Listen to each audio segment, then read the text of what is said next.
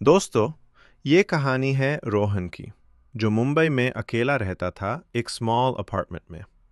Tech company में काम करता था, नॉर्मल लाइफ थी, जब तक ये सब शुरू नहीं हुआ। एक महीने पहले रोहन को रात को 3:33 एएम पे एक फ़ोन कॉल आई। Unknown number. हाफ अस्लीप उसने फ़ोन उठा लिया। हेलो? कोई जवाब नहीं, सिर्फ सन्नता। एक अजीब सी सन्नता, जैसे कोई लाइन पे है पर बोल नहीं रहा। रोहन ने 2-3 बार हेलो बोला, फिर कट कर दिया।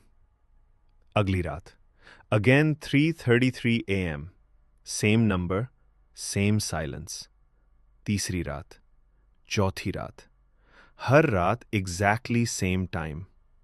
रोहन इरिटेट हो गया। उसने सोचा शायद कोई प्रैंक है। उसने नंबर ब्लॉक कर दिया। पर अगली रात 3:33 एएम पे एक और अननोन नंबर से कॉल आई। फिर साइलेंस। रोहन ने वो भी ब्लॉक कर दिया। हर रात एक नया नंबर, और हर बार सिर्फ वो अजीब सी खामोशी। एक हफ्ते बाद रोहन मेंटली डिस्टर्ब्ड हो गया। नींद नहीं आ रही थी। वो 3 बजे 30 मिनट के पहले ही जाग जाता था, डर के मारे। उसकी गर्लफ्रेंड प्रिया ने नोटिस किया। क्या हुआ, तुम ठीक नहीं लग रहे? रोहन ने सब बताया। प्रिया ने कहा, एक काम करो, आज रात अगर कॉल आए तो स्पीकर पे रखो, मैं सुनती हूं। उस रात 3:33 एएम पे फोन रिंग हुई। रोहन ने स्पीकर ऑन किया।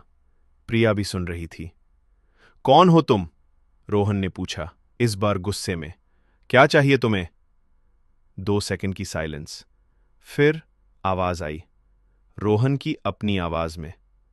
मैं तुम्हें ढूंढ रहा हूं रोहन, बहुत देर से। प्रिया की आंखें फाली। ये तुम्हारी आवाज है? रोहन के हाथ कांप रहे थे। उसने कॉल कट करने के लिए बटन दबाया, पर कॉल ऑलरेडी कट हो चुकी थी। स्क्रीन ब्लैंक थी। सडनली रोहन को कुछ याद आया।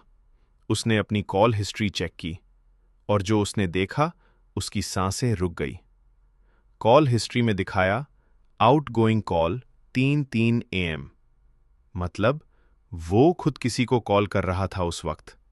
पर उसके हाथ में तो फोन था, और वो प्रिया के साथ बात कर रहा था इनकमिंग कॉल पे। पर ये कैसे पॉसिबल है? प्रिया की आवाज कांप रही थी। रोहन स्लोली अपने कमरे में देखने लगा। बेड, टेबल, कबर्ड, सब नॉर्मल। लेकिन कॉर्नर में, जहां हमेशा डार्कनेस रहती थी क्योंकि वहां लाइट नहीं पहुंचती थी, कोई खड़ा था। एक सिलुएट, बिल्कुल रोहन जैसा दिखने वाला। और उसके हाथ में एक फोन था। स्क्रीन ग्लो कर रही थी डार्कनेस में। वो रिंग कर रहा था। प्रिया चिल्लाई, लाइट्स ऑन करने की कोशिश की, लेकिन जब लाइट आई, कोई नहीं था। कॉर्नर खाली था। लेकिन रोहन के फोन पे एक मैसेज आ चुकी थी, अननोन नंबर से। मैसेज में सिर्फ इतना लिखा था, मैं आ गया।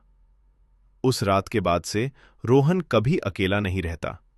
वो अपने घर वापस चला गया, अपार्टमेंट खाली छोड़ दिया। लेकिन अभी भी कभी कभी रात को 3:33 एएम पे उसका फोन रिंग होता है, और अगर गलती से वो उठाता है तो वो अपनी ही आवाज सुनता है, कहती हुई, मैं यहां हूं, तुम्हारे पास। Follow for more videos.